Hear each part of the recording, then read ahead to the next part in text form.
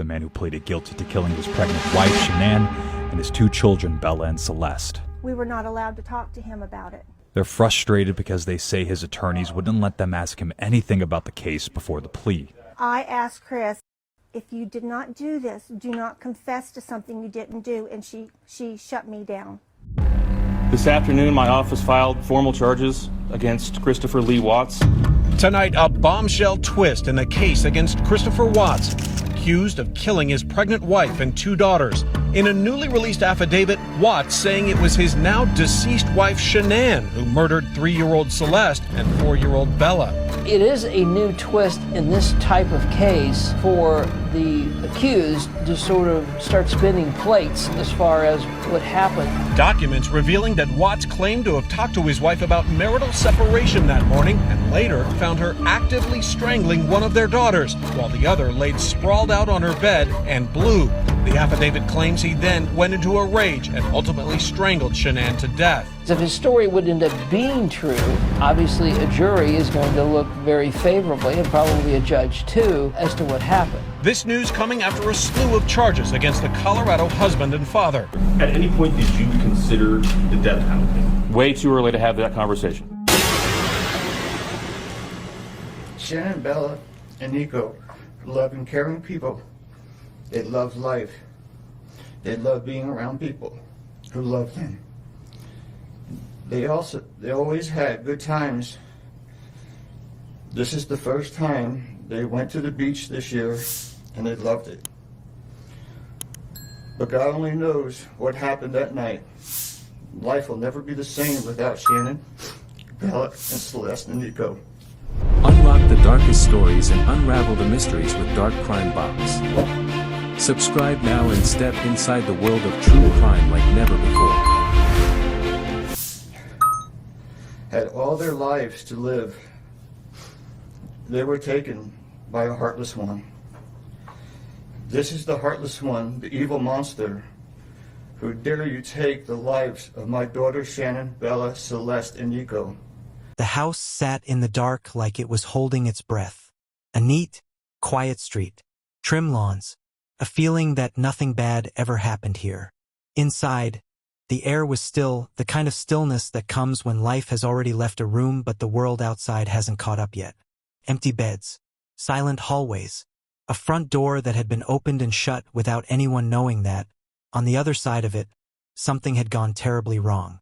It wasn't a scream that finally broke the silence.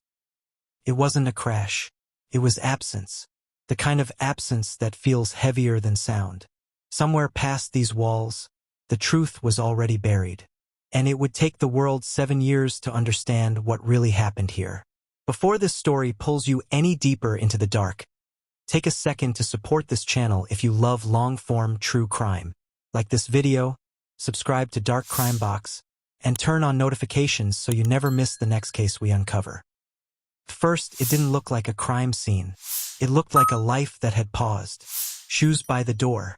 A car seat still fastened in the back of a vehicle that would never carry who it was meant to protect again. A home that still held warmth, still smelled like a family had been there only hours ago. But the house wasn't empty. It was haunted by the shape of who should have been inside it.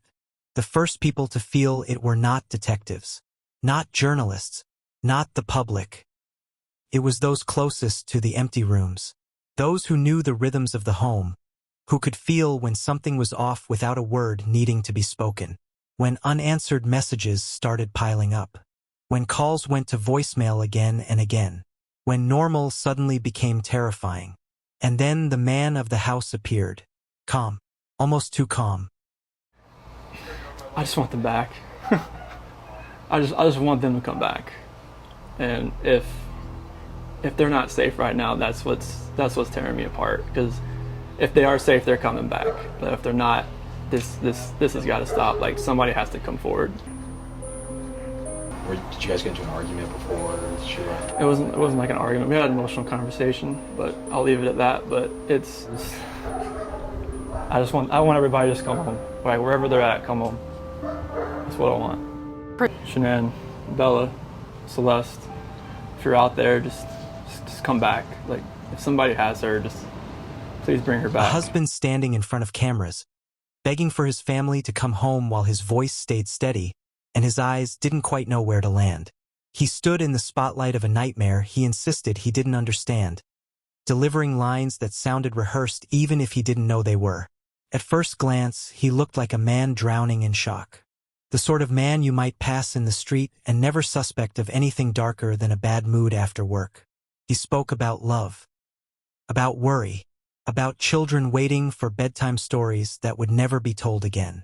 But inside that same calm face, something wasn't right. Long before the sirens ever wailed, long before... To emphasize to Judge Kopkow the inexplicable nature of what he did is you can't understand it. Didn't when he pled guilty on November 6th. I never did during the course of any of this investigation, any of the interviews with him.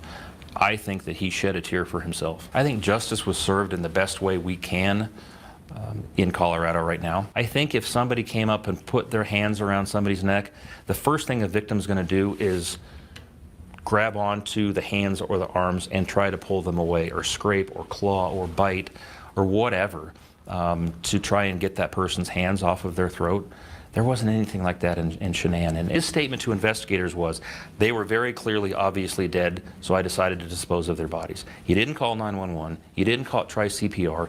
You didn't even check on them to see if they were breathing. Before the investigation began, this story was already unraveling in private, behind closed doors, in hushed phone calls and late-night silences, in the subtle shifts that only people living inside a marriage can feel. This wasn't a tragedy that exploded in a moment.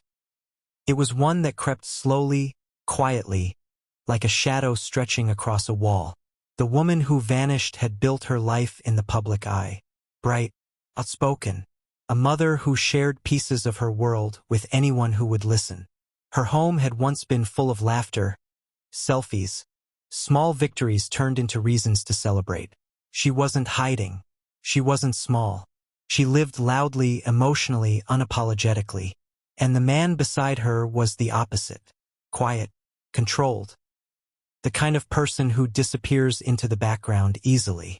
The kind of man people describe as dependable, even boring. He didn't stand out in a crowd. He blended. He worked hard. He showed up. On the surface, he was exactly what stability is supposed to look like. But some people wear normal like a disguise. Behind the carefully edited photos, behind the smiling family moments, the cracks were spreading. Good morning, or I know for Colorado people it's good morning, good afternoon for everybody else. I wanted to come here live because today is the big day for the huge... Our cocktail party is tonight, where Product X is going to be released. We're super excited. We're heading to the pool right now, and then we have a massage today paid for by Lavelle today at 3:30. So Chris and I are super excited. So we're gonna get a massage after we lay by the pool for a little bit and maybe go to the beach again, and then we're going to go to the cocktail party, and we will be live there tonight. Money stress, emotional distance, resentment that was never spoken out loud but was poisoning everything it touched. A relationship once full of promises had turned into a pressure cooker, sealed tight and heating quietly on the stove. Outwardly, it looked like a family navigating difficulty. Like millions of others, people fight, marriages strain, life doesn't always go as planned. But inside this house, something else was growing. It wasn't just anger. It wasn't just unhappiness. It was detachment. A slow, dangerous disconnection that turned a person into an idea instead of a human being. A process where a wife became an obstacle, where children became weight instead of love, where responsibility began to feel like a trap. And somewhere along the way, this man stopped seeing his family as people. He began seeing them as the thing standing between him and the life he wanted. The night this family disappeared, there was no sign of a struggle left behind. No obvious chaos. No broken furniture. Just a home frozen in time, waiting for people who were never coming back. What makes this case unbearable isn't just what happened. It's how quiet it was. No one heard the moment everything ended. When authorities finally arrived, there was no dramatic scene to greet them, just routine questions and polite answers. A husband helping search for the very people he already knew could not be found. Footage that would later be replayed a million times, analyzed frame by people searching his face for cracks, for guilt, for fear. And slowly, very slowly, the truth began to bleed through the cracks of his story. Not in a rush, not all at once, but like a stain spreading across clean fabric, impossible to ignore. By the time the world realized that the man pleading for help was the same man responsible for the emptiness inside that home, it was already too late to understand how everything had slipped away so silently. And the most terrifying thought of all? This didn't happen in the dark of night behind locked doors. It happened in a place that looked exactly like safety, in the middle of a life that looked exactly like yours. If the story already has your stomach twisting, stay with us. And if you're finding value in how we tell these stories, take a moment right now to like this video and share it with someone who follows true crime. Every action helps Dark Crime Box reach more people, because what happened next would unravel a lie so carefully constructed. Just your love and support is all I need. Honey, you've got that. You've got that. You're going to run into certain things where emotion's going to get denied, or like whatever I write down, the judge might think, well, that's not, what you're claiming isn't enough to go back to, you're not warranted a trial, you're not warranted to have this appeal granted, denied. And it's like, well, what do I do then, Yeah. And I don't want to get, disheartened when that happens. I know it'll probably happen at some point, but not all motions are all appealed or granted right off the bat. That's why I want to make sure I write this the right way. When it goes there, they see like, oh, well, like, do I put everything down that I know? Or just like, I don't want to put everything down so they know everything that I'm on, The truth is still being questioned. And 7 years on, the confession would no longer be enough. The real story was hiding behind it. Before this story pulls you into the shadows, take a second to support Dark Crime Box. Like this video, subscribe to the channel, and turn on notifications so you never miss another true crime story that gets uncovered. A quiet suburban home sat in total darkness, not because the lights were off, but because the life inside it had vanished. The beds were made. Shoes still rested by the door. A child's car seat remained locked in place. Everything looked normal, except the people were gone. What first drew attention to the house wasn't noise or chaos. It was the unbearable weight of absence. Calls went unanswered, messages stacked up, and slowly, fear replaced concern. Then the husband appeared, his face calm, his words carefully chosen. He stood before cameras and pleaded for his missing family to come home. The most important thing, like, I'm not sure, I'll just wait for you to ask questions, but like, I want them wherever they're at. Like, I have no inclination of where they're at right now. Like, I've exhausted like every friend that I know of, and every friend that I have has called friends that Shanann has that maybe I didn't know about, and it's just like it's vanished. Like, she's not, like, when I got home yesterday, it was like a ghost town. Like, she wasn't here, kids weren't here. I have no idea like where they went, and it's just earth-shattering. I don't feel like this is even real right now. It's like a nightmare that I just can't wake up. But something in his voice didn't match the tragedy he described. His eyes didn't search. His posture didn't break. To most, he looked like a man in shock. To others, he looked like a man who already knew the ending. Behind those closed doors, this perfect family had been collapsing long before anyone realized. A bright, outspoken mother who shared her life openly. A quiet husband who lived in emotional shadows. Stress over money. Emotional distance. A marriage tightening like a rope slowly pulled too far. Love had turned into obligation. And obligation had turned into resentment. In time, the family stopped being seen as people and became obstacles. Halfway through this case unfolding, if this story has already grabbed hold of you, hit the like button and share this video with someone who loves true crime. It helps Dark Crime Box uncover more stories like this and bring them to light. There were no signs of struggle, no broken furniture, No chaos, just a home frozen in time, and a husband walking investigators through empty rooms, pretending to search for people he knew would never return. Slowly, his story began to unravel. Not all at once, not dramatically, but through inconsistencies, through nervous details, through the quiet realization that the man searching was also the man responsible. This case did not explode loudly. It vanished silently, and that is what makes it horrifying. It did not happen in a dark alley or a forgotten place. It happened in a home that looked exactly like safety, in a family that looked exactly like yours. And years later, one confession would shatter the surface, but still not explain everything beneath it. 7 years later, the questions remain. Before we continue the rest of the story, make sure you're subscribed to Dark Crime Box and have notifications turned on so you don't miss what comes next. If this case already chills you, the truth that follows will haunt you, because the confession was only the beginning, and the real story was buried far deeper. As the investigation deepened, the image of a grieving husband slowly crumbled.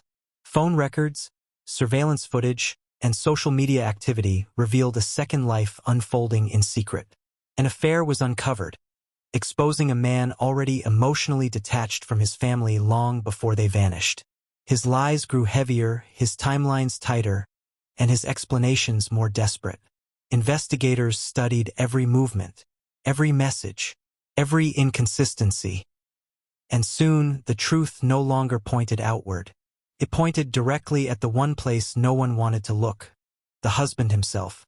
Evidence mounted quietly but relentlessly, until denial could no longer survive contact with fact. Halfway through the story, if you're following this case and want more deep dive narratives like this, take a second to like this video and subscribe to Dark Crime Box. These stories deserve to be told, and your support helps keep them alive. Then came the breakdown. A confession that changed more than once. Details that shifted. A story that rewrote itself in real time. What began as denial turned into a fragmented admission, raising even more questions than answers. The full truth still felt just out of reach, hidden between what was said and what was never explained. In court, the public finally saw the mask fall.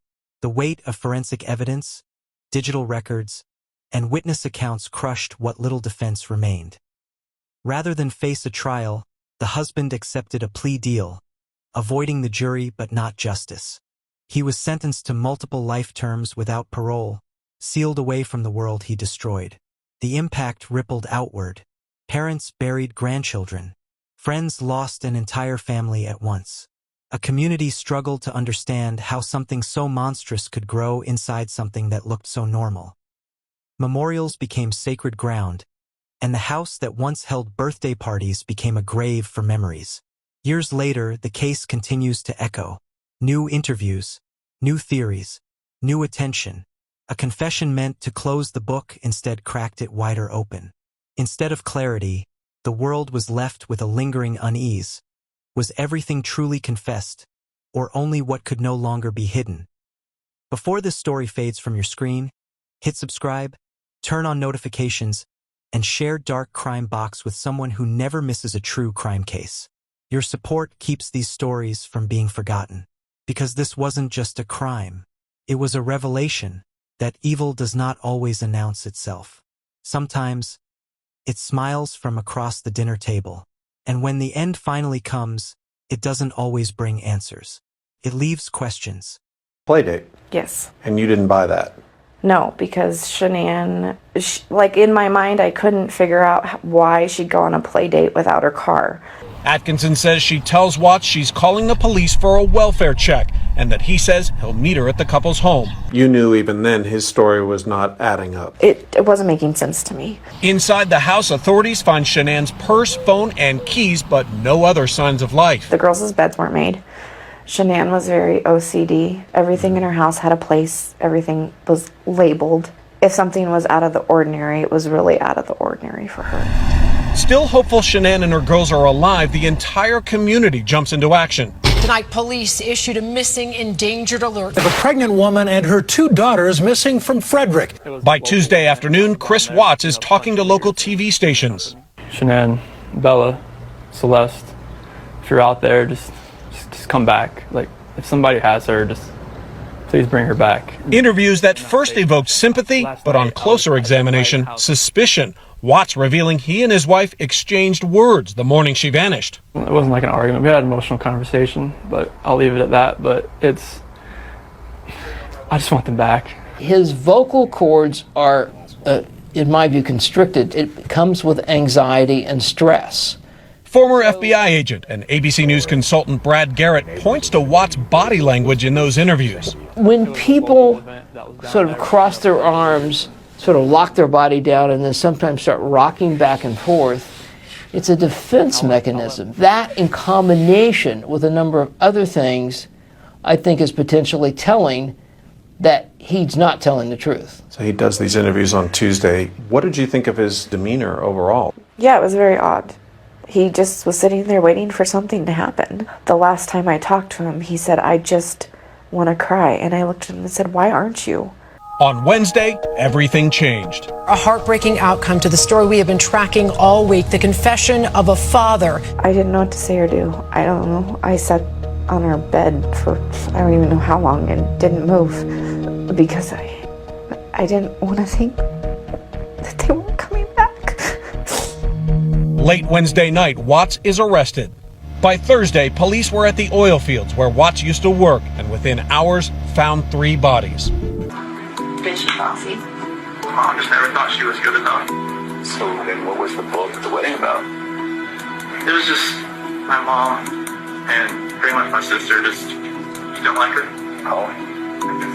They just thought that Shanann had taken me away from them and moved me out in Colorado.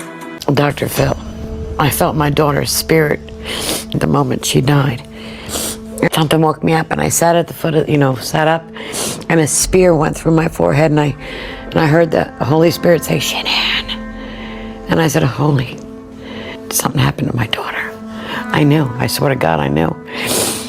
I woke up Frankie, I woke up the whole house. I said, something's wrong with Shanann. I'm telling you, something's wrong. And we didn't know she was missing yet, we didn't know anything. But you knew. She knows all the time. She's got intuition. I don't know how she knows these things. So what did y'all think when she came to you and said this? Oh, I didn't think anything of it. Yeah, I was like, Mom, you're just worried. She's probably sleeping. Nothing of it. What did you learn about Nico at the time Shanann's life was taken? We didn't know if it was a boy or girl yet. They had found out, but they were waiting to release it. Thursday night they found out. Wow. And they were going to do a coming out party of being a boy, but they put that on freeze because he was being strange, distant. Yeah. And so the baby was alive when her life was taken? Yes. And Chris was saying, to protect himself, that the baby wasn't his, and then they tried to say that the baby wasn't alive. So I had to give rights of my grandson to the place to prove that the baby was alive and it was Chris's. And so there's a medical report now that confirms that? Absolutely. Yes. So we know now that the baby was alive. Yes. And the baby was Chris's. Yes. So we have 3 children murdered here, not 2. That's right. You had a real strong connection as a grandmother to Bella and Cece, Absolutely. right? Absolutely. We know that Cece was murdered with her blanket. Yes. That she loved so much. Yes. So Cece decided to, she does not need assistance to get on these couches, but this is what her new project is she brought her couch to our big couch and is sliding down it. It's a lovely day in the life of Cece. Mommy's got her black label on. Mama's not playing. Thanks for watching. Subscribe for more real crime stories. And tell me, where are you watching from? See you next time.